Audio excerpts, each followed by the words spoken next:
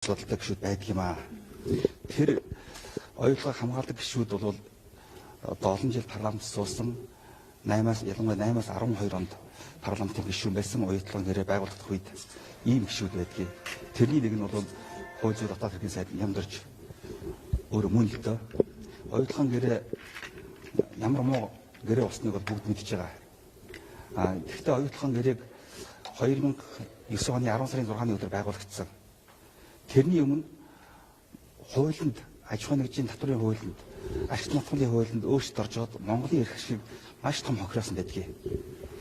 Оюутлагын гэрээ байгуулагдсан өдрөөс 40 хоногийн өмнө 2009 оны 8 сарын 25-ны өдөр аж ахуйн нэгжийн татврын хуулинд өөрчлөлт оруулж гаад гадныханд таатай байдал үүсгэсэн. Ашигтай байдал үүсгэсэн Монголын эрх ашигыг Монголын хүртэх ашигын багасгах хугацааг нууцлах ийм байдлыг ирээдүйд алдаглыг ирээдүйд шилжүүлэх нэртэйгээр ингэж бий болгоцсон аж ахуйн нэгжийн татврын хуулинд та нар үзээрэй. Хоёрдугаар яг 8 сарын өмнө 2009 оны 1 сарын 8-ны өдөр ашигт нутгийн хуулийн 5-5 ганцхан өгүүлбэр нэмээд 34% бид нар үнэгүй авах байсан шүү дээ. Тэгэл үнэтэй авах хуулийг засж хагаад үнэтэй авах байдлаар орчихсон. 34%. Энээс болж өнөөдөр 34% бид нар өөр тавьж мөнгө гаргаж чадахгүй өөр тавьж худалдаж авч байгаа өрн өнөөдөр татвараар орж байгаа тэр 300 400 тэрбумаас илүү болж байна жилдээ. Тэгэхээр тэр үед ингэж хуулиудыг өөрчилсөн юмд Нямдарч хууль зүйн сайд байсан. Дотоод хэргийн сайд. Энэ хүн мэдээгүй юу? Бид хиндээ тэр мэдчихсэн. Магадгүй би бол харддаг хүмүүсийн нэг цааталтаа маш их барьцаанд орцсон.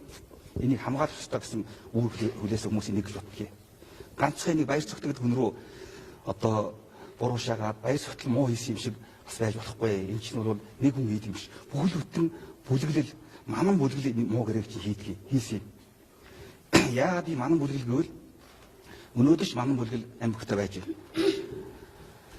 2000 баярын засгийн газрын үед 2008 онд ардын нам 45 суудалтай ганцаараа боломжтой мөртлөө сөрөг хүчнээ зориулж манан нэг бий болсон тийм ээ. Ман нэгээр бол оюутлахын гэрээ муу гэрээ хийгдсэн. Манан хоёроор сайхан билгийн засгийн газрын үед дахиж хамтарсан засгийн газрын үед Дубайн гэрээ хийгдсэн. Харин Дубайн гэрээ бол бүр 2023 оноос Монгол улсын хүртэх ашигыг 2048 он болж хойшлуулснараа бүр хохиролтой. Энийг ч өчигдөр захиргааны иргэн шүүх сайхан билгийн тэр 3 захирамжийг хууль бусаа гэдгийг шийдлээ. Та бид нь хүрсэн юм уу? Бид хоёр бол үсвэлийн дөрөөс бол хүчтэй маргалцсан. Тэрнээс би нэг хүнд хохирохоор бидний өссөн асуудал огт байхгүй. Нямдарч сайд яг юу гэсэн юм? Нямдарч сайд оюутлагыг бол улаан хамгаалагч нэг элдв үгээр л одоо дайр тавьчихсан. Та өчтөр үндэсний аюулгын зөвлөлийн хурал олдсон уу? Ямар асуудал явагдсан бэ? Үндэсний аюулгын зөвлөл хаалтаа хурал хийсэн тэр оюутлагын асуудал ярьсан тэр болгоныг бас би энд дэлгэж авах боломжгүй. Дубайн гэрээг туслах асуудал дээр тантай адил байр суурьтай хичнээн гишүүн бүлэгт байгаа юм. Ер нь оюутлагын гэрээг хэн ч гэсэн бид нар бол одоо цуслах гэсэн хүсэлтэй биш ээ.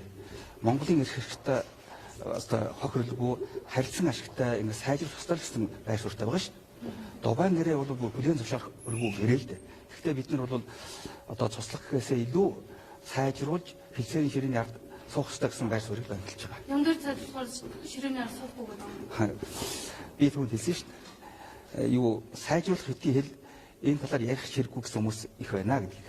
Засгийн газрын тухайн үеийн сайд ганцхан сайхан билег ганцаар очиж хийсэн юм шиг юм одоо ярилцаад байна л да. Энэ дээр ямар болчихсон? Дубайн гэрээг тэгсэн засгийн газрын кабинетийн олон гишүүд мэдээгүй. Засгийн газраа кабинетаараа хэлцүүлээгүй сайхан билег үйлчээ Дубай дээр очиж гэрээ санамжил ихний юунд хийлгсэн. Тэр бямс сайхан даагаан болд нарын хүмүүс харин тусныг таандаа мэдж байгаа. Гэхдээ тэр үед бол энэ 15 банкны барьцаанд Монголын тэр оюутлахын баялагийг тавихгүйгээр энэ Дубайн гэрээг бүрэн төгс хийхдэггүй барьцаанд орохгүйгээр байх боломж байсан юм аа. Та бүхэн санаж байгаа бол 15 онд сайхан билег муу гэрээ үзэгчэд ирлээгээд засгийн газрын орчлуулъя гэхэд гарын ус хүрээгүй. Уянга, Даваасран, Бат Эрдэнэ, Сод билег бид нар 17-8 гишүүн гар хэвсгэл урчаад цаашаа явж өгөөг юм аа. Хэрвээ бид нэр сайхан мэдрэлийн засгийн газрыг огцруулсан бол 15 банкны барьцаанд Монголын тэр баялагийг тэр чигээр нь барьцаа болгож тавихгүй байсан. Сайхан мэдрэлийн засгийн газрыг унаж чадахгүй мэдлэгцээ гадныхан Улаанбаатарт гэж одоо гар хэвсэг 12 сарын 15-нд зурсан шүү дээ. Энэгээр бүр баталгаажсан байхгүй юу? Тэр үед одоо өнөөдөр хүмүүс Дубайн гэрэг муу гэдгийг бүгд бүтээн зөвшөөрж байгаа. Тэр үед энэ ман дэс ирэх мэдлэлтэй хүмүүс одоо олон цөөх аль талд ардын намч арчсан намч энэ хүмүүс хөлж өгөөгүй шүү дээ. Гэтэ одоо муу гэрээгээ сайжруулъя гэдэг юм уу? Зурцъя гэдэг юм уу? Оюутлын гэрээг бүр цуслаад одоо хөөгөөд гаргаад яач гэсэн хүмүүс байхгүй шүү дээ. Сайжруулах гэсэн хэлсэрийн ширийн ард суух ёстой. Энэ бол ялангуяа Дубайн гэрээ бол нэг талын эрх ашгийг хэтэрхий хангачсан Монголын эрх ашгийг хохироцсон ийм болсон гэдгийг бол одоо хэлээд байгаа шүү дээ.